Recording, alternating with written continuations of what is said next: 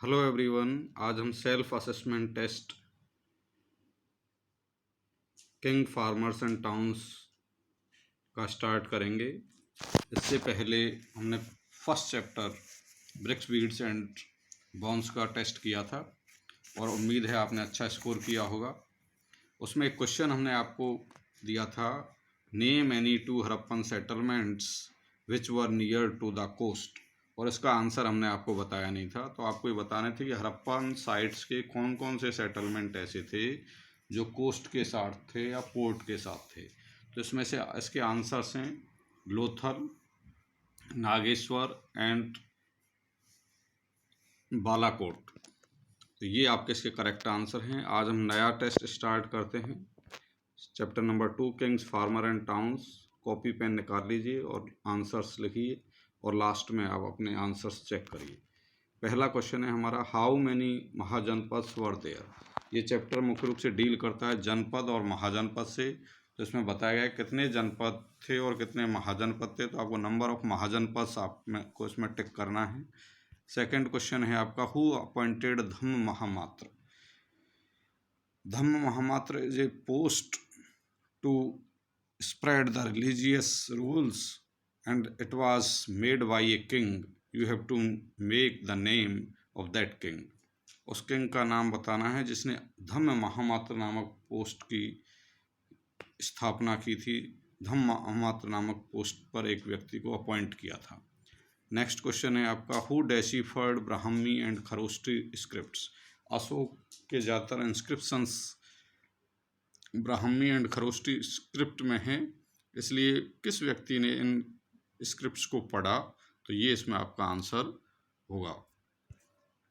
Next है, where was the capital of Magadha shifted in the 4th century BC। 4th century में मगध की राजधानी को कहाँ स्थापित किया गया था।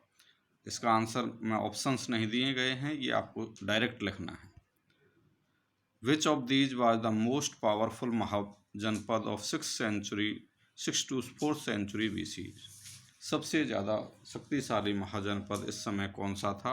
ऑप्शन है मगध, गांधार, पांचाल, कुरु। तो इनमें से आपको बताना है। इस चैप्टर में इस महाजनपद के बारे में विशेष डिटेल से बताया गया है। Megasthenes was the ambassador of which ruler. Megasthenes Bharat आए थे और ये किसी विदेशी व्यक्ति ने इनको भेजा था। तो किस शासक के एम्बेसडर बनकर ये भारत आए थे, तो उसको आपको टिक करना है। Seleucus Nicator, Alexander, Darius, none of the above. Who wrote Prayag Prashasti. उस समय प्रस्तुति लिखने का, इस टाइम पीरियड में प्रशस्ति लिखने का बहुत ज़्यादा प्रचलन था। प्रशस्ति माने प्रशंसा में लिखी गई। तो प्रयाग प्रशस्ति किसने लिखी थी। Samudragupta, Harisena, Bindusara, Banabhatta. What was the subject matter of Arthashastra. Arthashastra एक पुस्तक है, इसका सब्जेक्ट मैटर क्या है। Economics, politics, culture and maths. The Harisena is the Harshacharita is the biography dash compose by. Harshacharita किसकी बायोग्राफी है और इसको किसने लिखा है। इसमें दो आंसर्स आएंगे। पहले में आपको किसकी बायोग्राफी है और ये किसके द्वारा रचना की गई थी, इसका ये आंसर आपको लिखना है। Sangam is a literature of which language. किस भाषा में संगम साहित्य को लिखा गया है, ये आंसर आपको लिखना है। तेलुगु, तमिल, मलयालम और मराठी। इनमें से आपको करेक्ट आंसर चूज करना है। इसके बाद what was the guild. Guild क्या होती थी। उस समय कुछ संगठन, एसोसिएशंस होती थी, किससे संबंधित थी। इसका आंसर आपको यहाँ पर लिखना है। Ashok adopted 2 titles. एक का मतलब है बिलव्ड ऑफ गॉड और दूसरे का प्लीजेंट टू बी होल्ड। तो उन दोनों टाइटल्स के नाम बताने हैं। अशोक ने कौन कौन से, बिलव्ड ऑफ गॉड के लिए क्या टाइटल अडॉप्ट किया था and pleasant to behold इसके लिए उसने कौन सा टाइटल अडॉप्ट किया था। Indica was written by. Indica को किसने लिखा।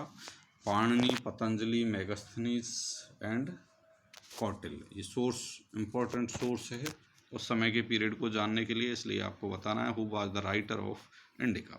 Who is known as Indian Napoleon. भारतीय नेपोलियन की संज्ञा किसको दी गई है, उसका आपको यहाँ पर नाम बताना है। Numismatics is the study of, numismatics एक ब्रांच है जिसमें हम विभिन्न चीज़ों का अध्ययन करते हैं। जिस चीज़ का अध्ययन करते हैं वो बतानी, study of inscriptions, study of writing, the study of analysis of coins, scripts and image, ancient script of Gandhara. Why Ashokan lion emblem is today considered important, Ashoka के समय का एम्ब्लेम जो लॉइन एम्ब्लेम है वो लिया गया है। आज हम जिसे अशोक स्तंभ से जो लिया गया है उसको क्यों इम्पोर्टेंट कंसीडर करते हैं, क्या हमें दिखाता है ये एम्ब्लेम, किस चीज़ की प्रेरणा देता है। Which ruler got Sudarshan lake repaired, Sudarshan एक नेचुरल लेक थी, बाद में इसका रिपेयर हुआ, तो किस रूलर ने इसको रिपेयर कराया था। Write the name of 4 provincial centre of Mauryan empire, Mauryan साम्राज्य ने 4 प्रोविंशियल सेंटर बताने, एक मेन सेंटर था और 4 अदर सेंटर थे। मेन सेंटर उसकी कैपिटल हुआ करती थी और बाकी 4 अदर सेंटर्स थे, उनके नाम आपको यहाँ पर बताने हैं। डिफ्रेंशिएट बिटवीन जनपद एंड महाजनपद, जनपद और महाजनपद के बीच में अंतर बताना है। इसका आंसर हम ऑलरेडी CBSE के पेपर को जब एक्सप्लेन किया था उसमें हम बता चुके हैं, तो वहाँ से आपको इसका आंसर लिखना है। How many sub committees and for coordination of military activities mentioned by Megasthenes, Megasthenes ने एक कमिटी और कुछ सब कमिटीज़ का वर्णन किया है जो मिलिट्री एक्टिविटीज़ के बारे में बताती है, तो ये आपको इसमें बताना है।